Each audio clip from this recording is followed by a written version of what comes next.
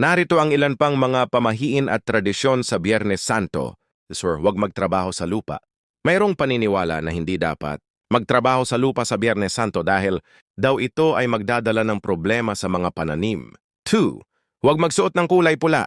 Mayroong ilang mga tao na hindi nagsusuot ng kulay pula sa Biyernes Santo bilang paggalang sa dugo ni Jesus. 3.